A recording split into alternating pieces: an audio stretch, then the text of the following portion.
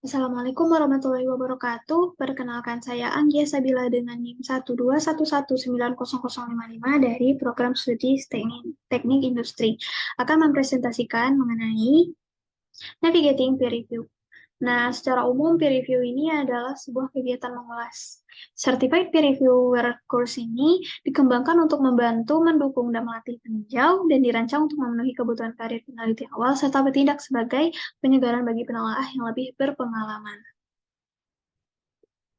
Nah, peer reviewer, tinjauan sejawat peer reviewer ini lebih membahas kepada sejarah singkat penerbitan akademik, status dan trennya, menjelaskan proses editorialnya. Untuk model tinjauan sejawat ini ada yang tunggal, ganda, 3 kali lipat, dan terbuka. Serta juga ada tinjauan sejawat internal dan kantor redaksi, serta tinjauan sejawat eksternal. Nah, untuk prosesnya sendiri itu ada pengajuan, triase, tinjauan buruk eksternal, serta keputusan final. Nah, untuk beberapa pihak yang terlibat dalam peer review ini ada peran penulis, editor, dan reviewer. Di mana reviewer ini berperan dalam proses peer review dan pengambilan keputusan. Cara menelaah artikel ulasan. Nah, sebelum membahas mengenai artikel ulasan, kita harus tahu dulu perbedaan antara artikel ulasan dengan artikel penelitian. Nah, untuk artikel ulasan ini tidak ada metode atau data dalam artikelnya, kecuali jika ada meta-analisis atau tujuan sistematis. Yang kedua ini, artikel bersifat harus secara adil dalam mengevaluasi sampel literatur yang luas. Yang ketiga, biasanya artikel ulasan diharapkan untuk dibaca oleh khalayak yang lebih luas, di mana dapat digunakan sebagai alat pengajaran untuk memperkenalkan topik kepada peneliti baru. Dan yang ketiga, kebaruan dari ulasan ini memiliki sesuatu yang baru yang dapat dikatakan daripada menemukan atau menciptakan sesuatu yang baru. Nah, dalam beberapa kasus, ulasan ini hanya dikirimkan kepada dengan undangan dari editor atau dengan konsultasi terlebih dahulu dengan editor. Nah, cara meninjau artikel yang pertama kita harus bersikap profesional dan objektif terhadap artikel yang akan kita ulas. Yang kedua, kita harus memahami pedoman dan ekspektasi jurnal, di mana kita tidak akan hanya menyalin atau mengedit dari pemformatan. Kita harus menelaah dengan sama. Yang ketiga, kita harus bekerja sama dengan editor, di mana dengan editor ini kita harus saling terbuka dalam menyelesaikan konflik atau adanya penundaan terhadap ulasan yang kita kerjakan. Dan yang keempat ini, sebagai reviewer ini, kita membantu untuk memperbaiki masalah. Kita bukan memberikan alasan mengapa naskah tersebut tidak boleh diterbitkan, karena itu bukan dalam ranah kuasa kita. Nah, dalam pengulas artikel ulasan ini, biasanya pengiriman dilakukan ke jurnal yang sama. Yang kedua, dilakukan oleh keahlian penelitian atau penerbitan terbaru dalam topik yang dibahas. Yang ketiga, pengulas ini bisa dari seseorang yang karyanya telah dikutip dalam naskah tinjauan dalam artikel yang kita ulas. Yang keempat itu ada postdoc atau peneliti. Yang kelima, peneliti yang sudah mapan. Dan yang keenam, para editor dengan mempertimbangkan rekomendasi dari penulis. Di mana untuk para editor ini disarankan untuk tidak memilih para editor yang sudah menjauh naskah lain. Tentunya mereka akan mengedarkan naskah mereka terlebih dahulu. Terus ada konflik sehingga akan menyulitkan proses. Yang ketiga, mereka itu tidak memiliki keahlian yang tepat sehingga akan menyulitkan ulasan terhadap artikel kita. Dan yang keempat, tidak mengundang pengulas yang menentang terhadap artikel yang kita tulis. Nah, berbicara tentang konflik, ada beberapa poin tentang konflik kepentingan. Konflik yang akan ditangkap oleh editor itu yang pertama adalah beberapa publikasi bersama dalam beberapa tahun terakhir. Terus ada kolaborator saat ini atau partner bekerja saat ini, terus ada afiliasi yang sama. Terus ada hal-hal yang tidak dianggap sebagai konflik oleh editor. Pertama, beberapa publikasi bersama di masa lalu, terutama pada studi dengan banyak penulis atau pernyataan konsensus. Yang kedua ada kolaborator sebelumnya atau hubungan sarjana tamu, partner sebelumnya. Terus ada menjadi anggota panel.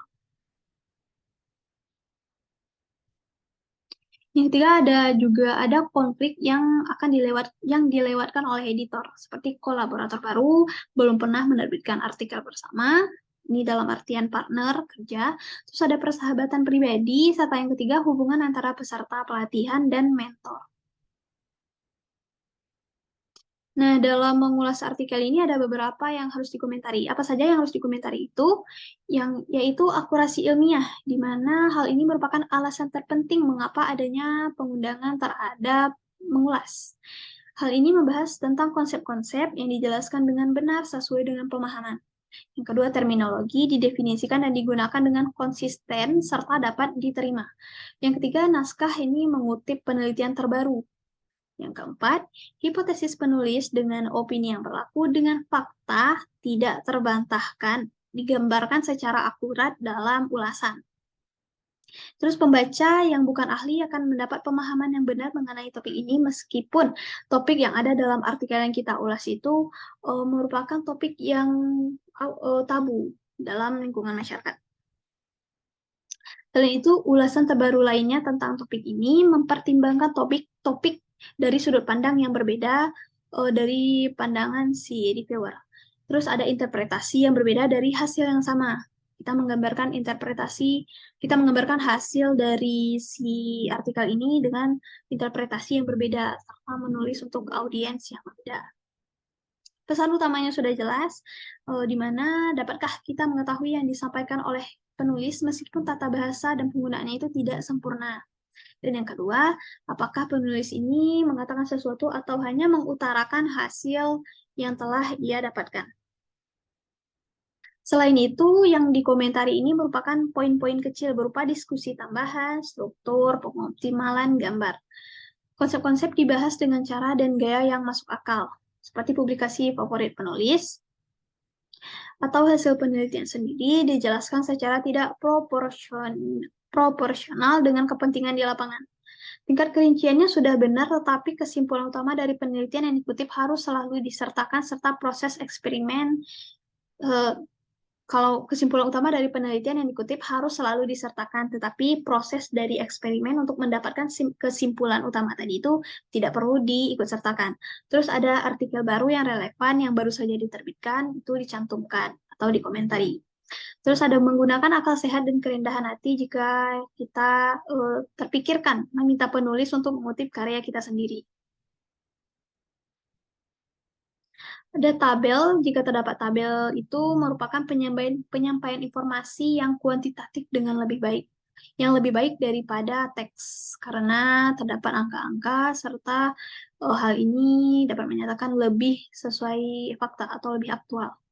Terus ada alasan di balik struktur. Angka-angka ini tersebut dapat ditingkatkan. Dalam mengulas ada beberapa hal yang terjadi. Yang pertama, editor itu menunggu ulasan yang cukup dan mengirimkan saran revisi ataupun menolak undangan. Yang kedua itu di mana ulasan biasanya tidak cukup untuk kepentingan keadilan bagi penulis. Kalaupun cukup, mereka mengatakan hal yang sama dan memberikan rekomendasi yang konsisten. Terus dapat memberikan kepercayaan lebih pada rekomendasi publikasi. Dan yang keempat itu pengembalian yang semakin berkurang. Hal yang terjadi selanjutnya, penulis merevisi sesuai dengan komentar pengulas dan editor yang telah mengulas artikelnya. Editor juga menentukan apakah dilakukannya tinjauan ulang atau revisi ulang itu pada artikel. Terus editor pada akhirnya menerima atau menolak dari si artikel ulasan dengan beberapa siklus tinjauan ulang. Hal ini dalam kenyataannya jarang terjadi. Selanjutnya ada hal yang boleh dan tidak boleh dilakukan dalam menelaah artikel sejawat. Yang pertama itu, kita harus bersikap profesional dan konstruktif dalam berkomentar. Kita harus menggunakan bahasa yang jika kita berada dalam posisi penulis, kita tidak akan tersinggung dalam membaca komentar di makalah kita sendiri tersebut. Yang kedua, mengundang peserta pelatihan kita untuk sebagai pengalaman mengajar. Dan yang ketiga, memberitahukan kepada editor jika ada potensi kemungkinan konflik yang terjadi dalam ulasan. Yang keempat, tidak berkomitmen untuk meninjau naskah jika kita tidak tahu bahwa naskah itu memenuhi target tenggat waktunya atau tidak. Yang kelima, memberitahukan kepada editor sesegera mungkin jika ada terjadi penundaan terhadap ulasan yang kita lakukan. Penundaan ini biasanya bersifat tidak terduga. Yang keenam, memberikan perhatian khusus pada keakuratan ilmiah. Yang ketujuh, memberikan komentar mengenai ketepatan waktu, kejelasan, dan aksesibilitas dan kebaruan. Selanjutnya, tidak merasa kita harus mengedit tata bahasa, penggunaan atau tanda baca. Yang selanjutnya juga merekomendasikan peninjauan ulang jika kita tidak berkomitmen untuk meninjau naskah yang telah direvisi. Yang 10, menanyakan kepada editor jika ada sesuatu yang tidak jelas atau memerlukan panduan terhadap ulasan yang kita lakukan. Nah, dalam mengulas ini, biasanya editor akan mengirimkan undangan kepada reviewer.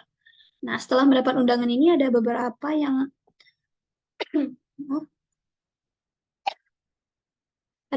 hal yang mungkin kita lakukan. Yang pertama itu, pasti melakukan pemeriksaan awal di bidang keahlian, konflik kepentingan, bias sadar dan tidak sadar, serta ketersediaan. Setelah menerima undangan, setelah melakukan pemeriksaan awal, kemungkinan yang dapat terjadi selanjutnya itu menerima undangan atau menolak undangan. Untuk menerima undangan itu, kita harus mengikuti atau memenuhi persyaratan dari editor. Yang kedua, instruksi khusus jurnal, panduan untuk penulis, model tinjauan sejawat, data, kode, metode, dan lain-lain. Serta kepercayaan diperlukan dalam ulasan ini. Selanjutnya juga registrasi akun sebelum mengakses naskah. Sebenarnya jika kita menolak undangan, kita harus memberikan alasan yang pasti, logis untuk menolak undangan yang diberikan oleh editor, serta kita sebaiknya memberikan saran kandidat untuk mengulas atau untuk diberikan undangan editor sebagai pengulas dari artikel penulis. Nah, cara menulis laporan peer review yang bermanfaat. Yang pertama ada komentar untuk penulis. Nah, untuk komentar penulis ini kita membahas mengenai pertimbangan etis,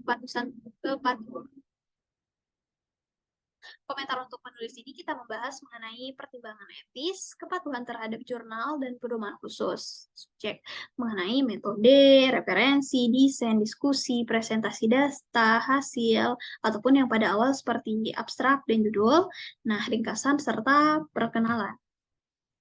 Nah, dan juga selain itu kita bisa dapat menambahkan komentar rahasia untuk editor yang bersifat kesannya umum, di mana meliputi ada kebaruan atau kepentingan, signifikansi, bahasa dan tata bahasa, concern atau topik pembahasan, terus ada rekomendasi keputusan, terus ada hasil dari terima atau menolak atau minor atau mayor dari keputusan ulasan kita.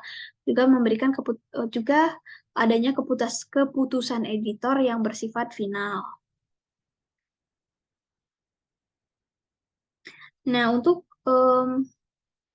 kesan umum, kebaruan, bahasa dan concern ini merupakan komentar rahasia yang ditujukan kepada editor. Sedangkan untuk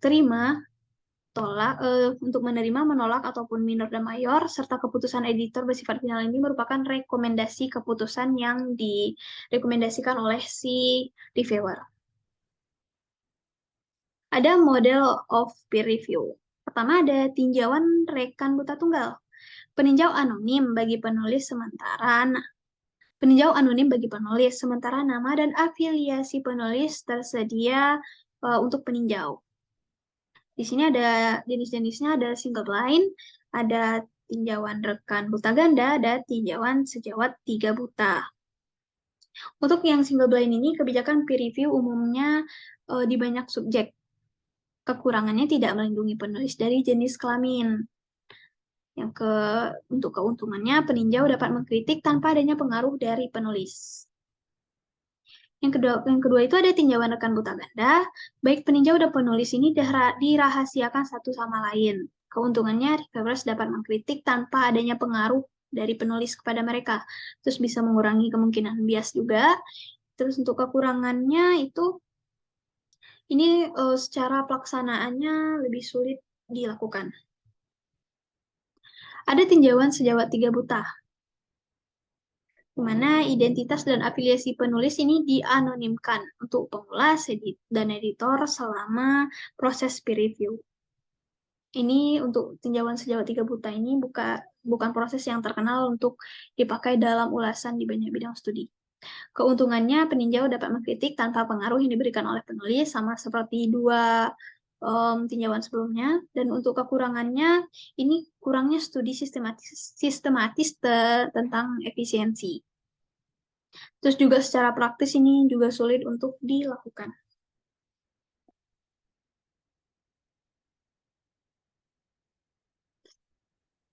Selain itu juga kita membahas mengenai tinjauan yang kedua, jenis yang kedua adalah tinjauan rekan buta ganda.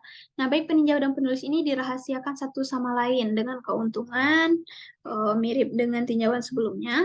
Reviewers ini mengkritik tanpa pengaruh dari penulis, mengurangi kemungkinan bias, serta kekurangannya kurangnya studi sistematis dan juga secara praktis ini sulit untuk dilakukan.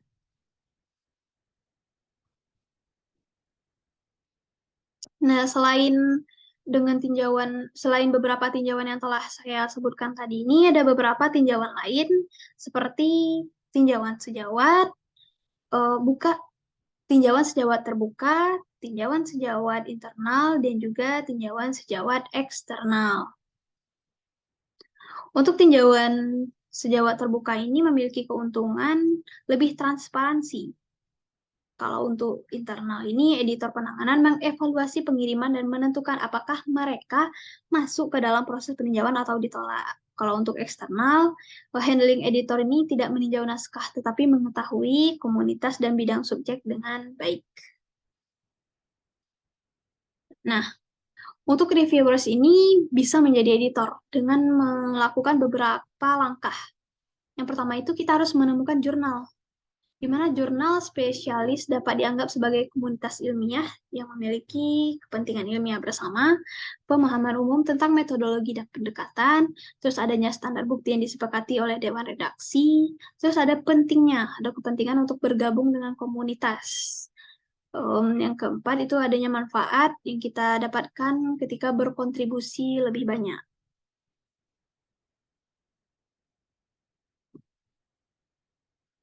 Yang kedua adalah menjadi pengulas yang berharga, di mana yang dapat kita lakukan untuk menjadi pengulas yang berharga ini, kita harus segera menanggapi undangan yang diberikan kepada kita, baik itu menerima undangan tersebut ataupun menolak, dengan logis dan memberikan alasan yang pasti.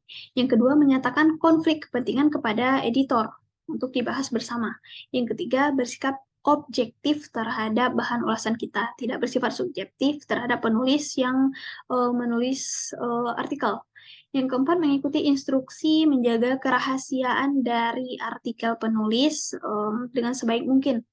Yang kelima, menyarankan nama lain jika kita tidak dapat meninjau. Nah, hal ini dalam konteks menolak, karena um, karena editor yang mengirimkan undangan kita itu memiliki batas waktu dan pengingatnya masing-masing, sehingga kita akan lebih baik untuk menyarankan nama lain yang dapat diberikan undangan. Terus juga selanjutnya menulis komentar yang mendetail, beralasan, dan konstruktif, tetapi secara sopan. Selanjutnya juga membuat rekomendasi yang jelas sesuai dengan komentar.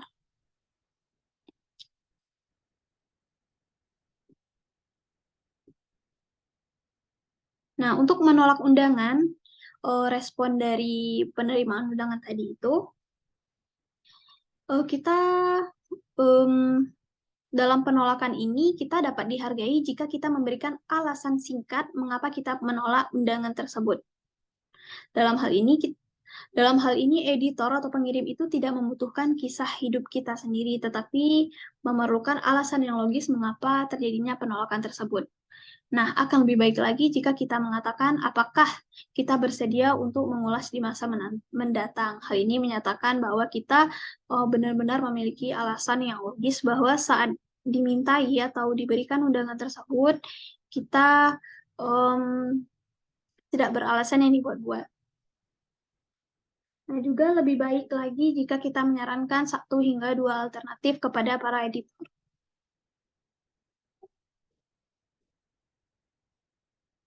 Nah, sekian presentasi dari saya. Lebih terkurangnya saya mohon maaf. Apabila ada salah kata saya mohon maaf. Saya sudahi dengan wabillahi taufiq wal hidayah. Wassalamualaikum warahmatullahi wabarakatuh. Terima kasih.